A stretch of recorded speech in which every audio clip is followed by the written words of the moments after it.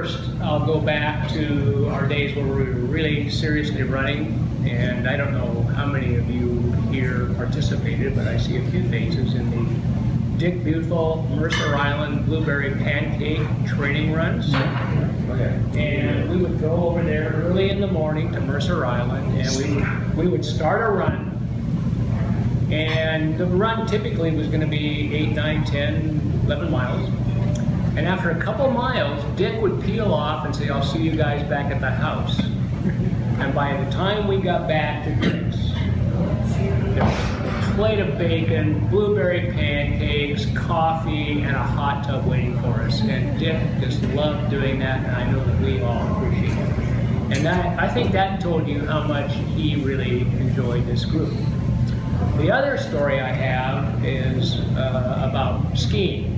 And for those of you that don't know, 2016 is the 30th anniversary of the first TORR'S ski, which was myself and Jack, the cat maker, and I think John, you were not, Hall, and maybe Beuthel, but I'm not certain. Either Doug? No, Doug wasn't there. So in one of the early years, right after Dan Ballback, who may or may not be stricken tonight, bought his home over there in Indian Creek, we were all sort of spread out staying with friends, and Beuthel and I ended up staying with Dan in his new place, in his basement, which had no damn heat. And I got up in the morning, and It was only 4 below. Yeah, it was damn cold, I'll tell you. I got up in the morning, and I'm just bitching and moaning like you can't believe it. And Dick looks at me and he says, "You know, it's cold, but I'm just really happy to be here with this group of guys." And I think that's He always had a smile whenever he met you, regardless of the circumstance, and he was always interested in what you had to say and what you've been doing. But I have 2 ski stories, kind of an agony and ecstasy. And in one of them, he was not smiling. We were at Sun Valley. It was a cold day. We were on the Warm Springs side. Warm Springs hadn't seen any sun yet. The hill was frozen solid. And we go up halfway on the mountain. We get off, and Beuthel makes his first turn and falls. And anyone who skied Sun Valley knows exactly the course I'm talking about. And Beuthel ends up on his back and starts down the slope. The slope is icy. So he starts, and skis come off, and the skis were in kind of John Mills class. I don't think I could touch the top. Back in those days.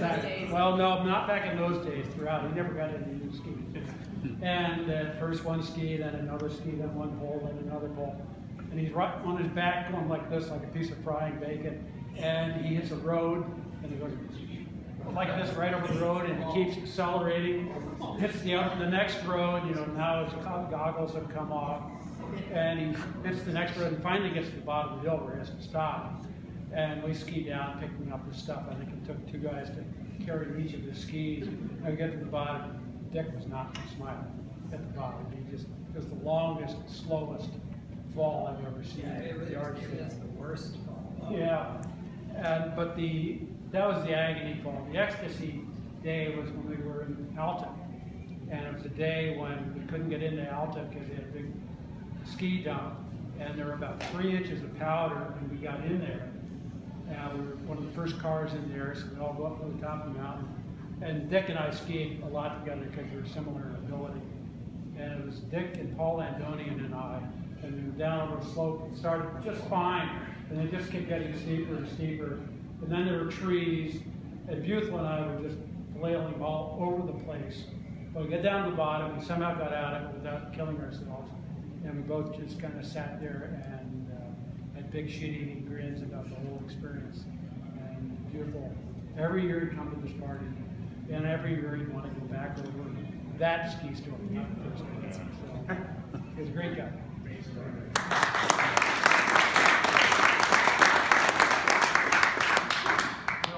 Dick was the first tour I ever met, and it was before the tours with the tours. And I moved to Seattle in 1980, didn't know a lot of people, and was looking for ways to meet people around town. So I went to the Amherst College Alumni Association meeting, the Puget Sound group. I think it was the only time I ever went to that group. And Dick was there with his son Fred, who was an Amherst College student. And I talked to Dick, talked to Fred, and you know, we just had the usual conversation and kind of moved on. And you know, 2 or 3 weeks later, I was at the WAG, because I was going to the WAG running at noon. Dick comes up and he says, "Didn't I meet you the other week?" And he says, "You know, we got this group of guys that are running around noon. If you want to join the group, you know, join the group. We'd love to have you with us." And I said, Sounds "No." like he was an effective recruit. He like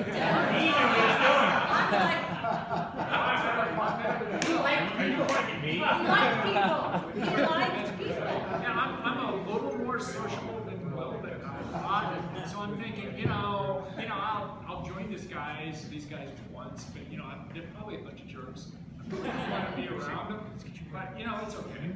And so I you know, came up at noon and met with Dick, and there was, you know, Paul and Greg and Jack and, you know, 3 or 4 other people were ready to run. We went out, and it was okay. It turned out to be good. So that was my introduction to Dick and to what became the TORR'S. How did they have an initial invitation? They weren't the Tories. There was long before, it was 10 years before the TORR'S.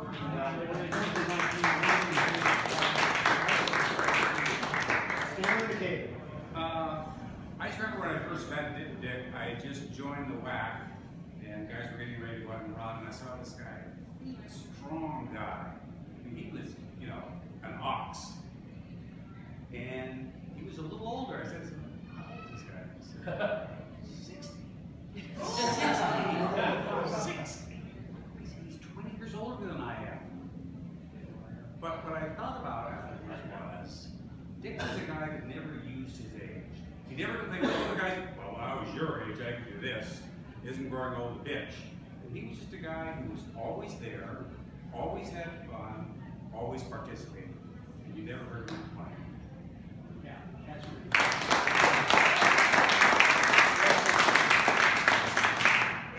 Dick, I first met Dick, believe it or not, playing football, touch football, probably 1969 or 70. I lived in Laurelhurst, and one of us would get together and play at Roof from Mercer Island. And I'm lined up against Dick, and most of the time I found myself on my butt. He is a big, strong guy, and he was probably only about 40 in that, and he was also fast. Sometime after that, after he knocked me on my butt a few times, I was down at his house and probably having breakfast or something, and he showed me the letter. He was recruited by Sid Gilman to play football at Miami University in Ohio. And Sid Gilman coached the San Diego Chargers. Anyway, so I didn't feel too bad because he is a big, strong guy, and he was a lot of fun to play touch football against. Fortunately, it was just touch.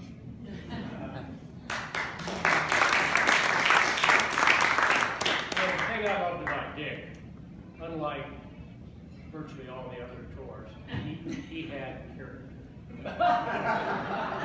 I don't believe I have ever heard, I doubt any of you have ever heard Dick say a disparaging or even sarcastic word about anybody.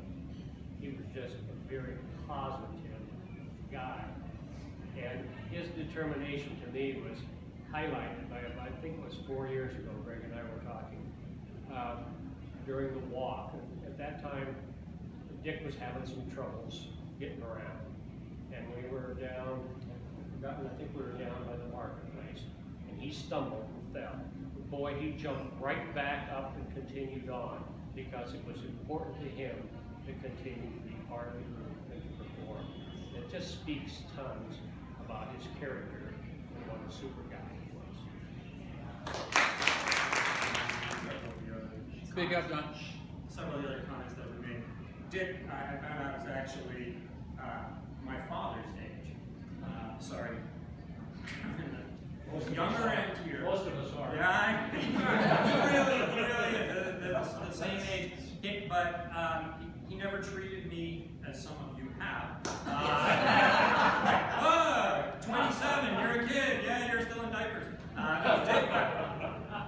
all heading that direction too, by the way. But Dick was always, as he was to everyone, he was just super nice to me. And I came at the tail end of the pancake runs on Mercer Island, so I got to enjoy a few of those. But the time that I realized that he was just so giving of himself was, we saw it on the pictures here, the event at which we became the TORR'S, when he volunteered not to be a runner, but to stand out in the middle of nowhere, Washington, for 3 hours at like 3 a.m., for which we thanked him by giving him a warm-up suit, which he wore with pride. And he also was extremely proud to have served in the Navy. We couldn't talk about this. I think his charitable involvement in the Seamen's mission. My dad came to one of these events and they started talking about the Navy, and Dick was passionate about it. But just following up on what Jack was saying about Dick getting himself back up, about 5 years ago, Jim Miller and I were tasked with putting together the competitive aspect of this, and Dick was with the walkers, and we had given them just nice, mellow tasks, we thought. But one of them, I think, was get a picture of your whole team riding 2 escalators at once. And I was told afterwards that Dick had almost killed himself trying to comply by running up a down escalator or something, because it was that important to him to succeed in this mishmash of competitive losers here. I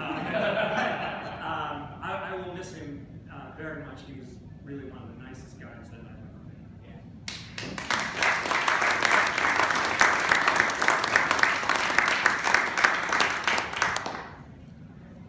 I'll just following up on John.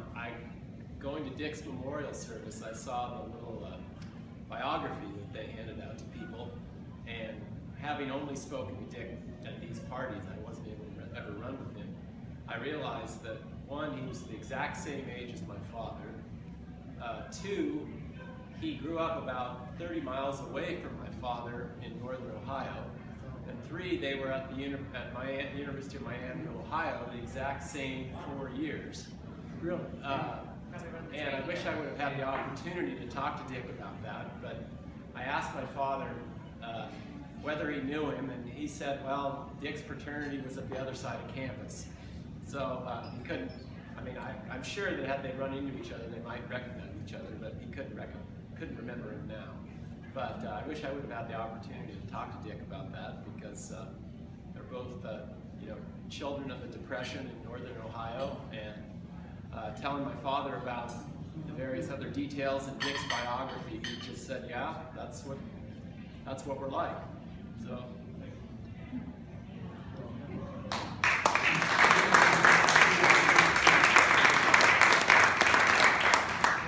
Well, I remember when we started running, many of us were pretty skinny guys and were shaped like a runner, and running was pretty easy for us. Well, as has been said, Dick wasn't shaped like a runner. We were shaped like a football player. So we'd be running around Mercer Island, kind of cruising along, and Dick is louder. How much louder? Finally loud enough. All right. So Dick is running with us, and we're just kind of cruising along, and he is huffing and puffing, and his feet are slapping the ground. But no excuses, wait for me. He's right there the whole way, the whole time. And as Steve said, the pancakes, the blueberry pancakes were waiting for us at the end. A terrific guy, and he never made any excuses about anything. His foot hurt, his shoulder hurt. You never heard any complaints. Good guy. We'll all miss him, I'm sure. One of the original players.